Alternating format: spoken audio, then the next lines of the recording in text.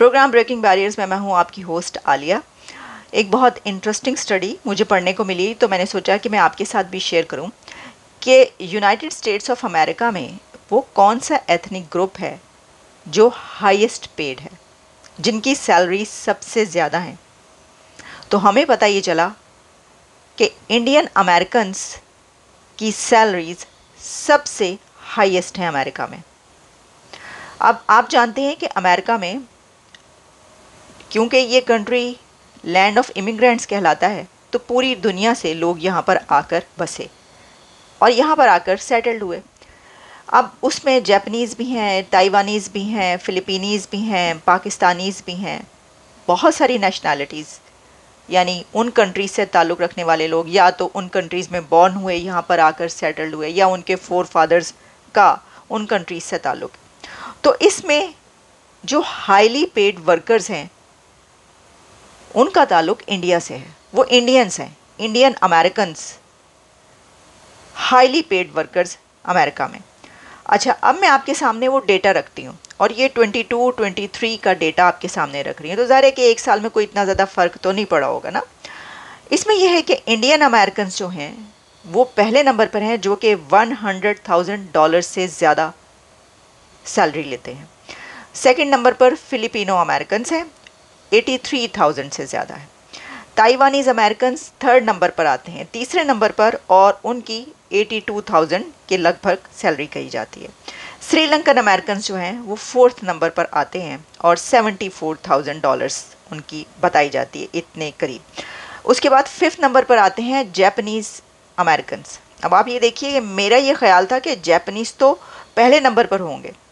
Japan देखिए आप, मतलब कंट्री, और वहाँ से जापानीज़ जो होते हैं वो बड़े इंटेलिजेंट कहे जाते हैं, लेकिन जापानीज़ यहाँ पर काफ़ी नीचे के नंबरों पर हैं।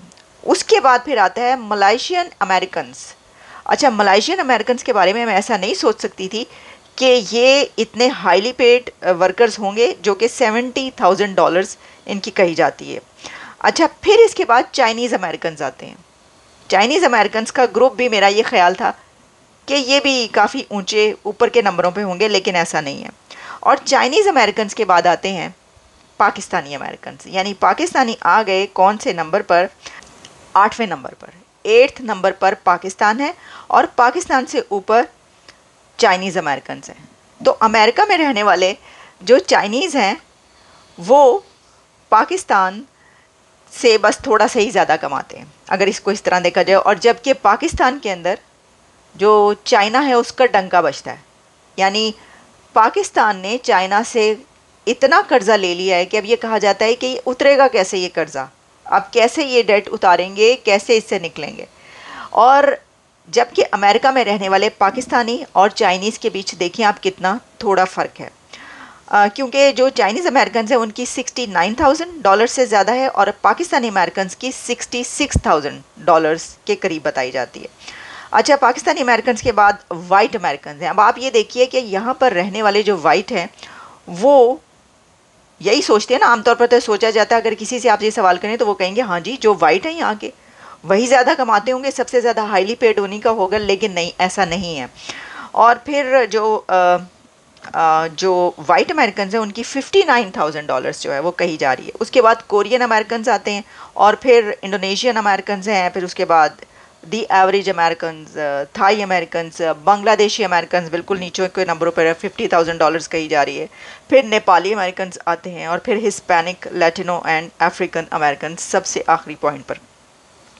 ये कई जगहों पर डेटा जो है शेयर हो चुका है। मैं देख रही थी कि जो हर्ष गोइनका हैं उन्होंने भी शेयर करवाया हुआ है कि why Indians are earning the highest in USA. जब हम इस पे नज़र डालते हैं कि आखिर ऐसी क्या वजह है कि इंडियंस सबसे ज़्यादा अमेरिका में कमाने वाले लोग हैं, सबसे ज़्यादा सैलरीज वो लेते हैं, इसकी कई एक रीज़न्स आप बता सकते हैं, जिसमें एक ये है कि इंडियंस बहुत एजुकेटेड होते हैं और यहाँ पर रहने वाले इंडियन सिर्फ ये नहीं कि एजुकेटेड है बाकी ग्रुप्स से, बाकी नेशनैलिटी से ताल्लुक़ रखने वाले लोगों से यहाँ पर जो अमेरिकन्स रहते हैं, बल्कि इसके साथ इंडियंस हैं उनकी एजुकेशन साइंस में ज़्यादा है। वो या इंजीनियर्स हैं, डॉक्टर्स हैं, टेक्नोलॉजी के किसी डिपार्टमेंट में काम करने वाले हैं। तो ये जो इंडियन अमेरिकन एथनिक ग्रुप है, ये एजुकेशन में और टेक एजुकेशन में और साइंस एजुकेशन में बहुत ज़्यादा है। तो आप जानते हैं कि आप किसी भी ऑफिस में जब काम करने के लिए जाते हैं तो आर्ट्स के जो ग्रुप्स हैं वो तो अब बहुत पीछे रह गए, उनका तो इतना है भी नहीं। तो जो लोग साइंस पढ़ते हैं उनकी बहुत डिमांड होती है। यही वजह है कि पूरी दुनिया में डिमांड है इंडियंस की। वहाँ से आईआईटी से पढ़कर जब लोग यहाँ पर आते हैं तो उनकी भी बहुत डिमांड होती है, क्योंकि अब तो हर प्रोफेशन में आईटी के बगैर काम ही नहीं चलता। और फिर उसमें एक और रीज़न है, और वो ये है कि इंडियंस बहुत हार्ड वर्किंग होते हैं। अच्छा, सिर्फ हार्ड वर्किंग ही नहीं होते, बल्कि उनमें वर्क एथिक्स बहुत होती हैं। ये बात कही जाती है कि उनके वर्क एथिक्स की वजह से इंडियन अमेरिकन जो यहाँ पर हैं वो वर्क एथिक्स में सबसे आगे हैं। टाइम पर पंक्चुअलिटी उनकी बहुत ज़्यादा है। वो ब्रेक्स लेकर, लंबे लंबे ब्रेक्स लेकर नमाज़ें पढ़ने नहीं जाते, लंबे ब्रेक्स लेकर अपनी कोई पूजा पाठ करने नहीं जाते। वो बहुत स्मार्ट हैं और स्मार्टली चलते हैं, और लोगों से उनका जो रिलेशंस हैं वो भी बहुत स्मार्ट वे में वो रखते हैं कि कैसे। देख, इंडिया की फॉरेन पॉलिसी आपके सामने सर, इसमें भी देख लें आप, मोदी साहब की जो फॉरेन पॉलिसी आप देखते हैं कितने स्मार्टली वो चलते हैं, कैसे उन्होंने पूरी दुनिया के साथ अपने रिलेशंस रखे हैं। तो इंडियंस ने भी यही सीखा है, वो भी इसी तरीके से आकर अपने ताल्लुकात बनाते हैं, लड़ाई झगड़े में नहीं पड़ते। ये बात कही जाती है कि लड़ाई झगड़े में बहुत पीछे हैं जो इंडियंस हैं। इंडिया से ताल्लुक़ रखने वाले जो अमेरिकन यहाँ पर रहते हैं उनका लड़ाई झगड़े से दूर दूर का वास्ता नहीं होता। इसमें जो लड़ाई झगड़े में एथनिक ग्रुप्स ज़्यादा आगे आते हैं उसमें अफ़गानीज़ हैं काफ़ी ज़्यादा, उसमें मुस्लिम्स के काफ़ी ग्रुप्स हैं, पाकिस्तानी भी उसमें कहे जाते हैं। ख़ासतौर पर यूके में तो बहुत ज़्यादा ऐसे ग्रुप्स हैं पाकिस्तान के। अच्छा, फिर उसके बाद ये है कि जैसा मैंने आपको बताया कि इंजीनियर्स हैं, मेडिसन में उनकी डिग्रियां हैं, और फिर ये भी कि जो इंडियन डायस्पोरा है वो यहाँ पर बहुत स्ट्रॉन्ग है। अब स्ट्रॉन्ग जब वो है तो फिर कनेक्टिविटी भी है। कैसे कि वो अपने जो लोग आगे आते हैं उनको काफ़ी सपोर्ट करते हैं। उनका लाइफस्टाइल इंडियंस का बहुत हेल्दी होता है, उनमें डाइवर्सिस नहीं होती। वो उनकी लाइफ एक बड़े सिस्टम के तरीके से गुजरती है, सिस्टमेटिक होती है, जिसमें उन्होंने कैसे अपने बच्चों को बड़ा करना है, उनको क्या एजुकेशन देनी है, कैसे उनको सपोर्ट करना है, और उनकी लाइफ में एक इंडियन के लाइफस्टाइल में अपने बच्चों को, औलाद को पढ़ाना और बहुत हाईली क्वालिफाइड बनाना, ये एक बहुत बड़ा एम होता है जो कि पाकिस्तानीज़ में नहीं है। आप ये बात याद रखिएगा। देखिए ना, पाकिस्तान में तो ऐसे बहुत सारे एरियाज़ ऐसे हैं जहाँ पर तालीम पर तवज्जो नहीं है, बल्कि बुरा समझा जाता है। जैसे कि अभी आपको पता है एक मुल्ला की जो वीडियो गर्दिश करी जिसमें कह रहा है कि अपनी बेटियों को स्कूल से उठा लो क्योंकि वहाँ पे डांस कर दी पई हैं, डांस करती हैं तो वहाँ से उठा लो। तो आपको पता है कि डांस, आर्ट, कल्चर ये तो इंडियन एजुकेशन का part of Indian education system. तो उनके लिए ये मसाइल नहीं है इंडिया में कि जनाब लड़की को इस वजह से नहीं भेजना, पर्दा करना है, ये करना है, वो करना है वगैरह, इस तरह की अल्ले तलल्ले और ये जो डिफ़िकल्टीज़ हैं वो उनके कल्चर में नहीं है। तो ये भी एक बड़ी एक वजह है, रीज़न है कि जिसकी वजह से वो दुनिया में इतनी आगे हैं। इंडियन डायस्पोरा कितना ह्यूज है, जो इतना स्ट्रॉन्ग कहा जाता है इंडियन डायस्पोरा, तो क्या बहुत ज़्यादा इंडियंस अमेरिका में रहते हैं? तो 4.9 मिलियन इंडियन अमेरिकन्स कहे जाते हैं।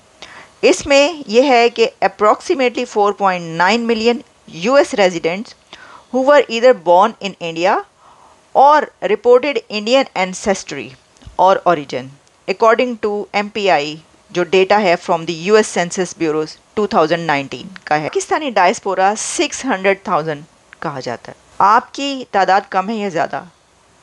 आपने अपने आप को बनाया कैसे है और आपके क्या एथिक्स हैं, आप कितना काम करते हैं? इंडियंस की अमेरिका में बहुत ज़्यादा एक्सेप्टेंस इसलिए भी है कि इंडियंस बहुत ब्रॉड माइंडेड कहे जाते हैं और वो फ्रेंडली होते हैं।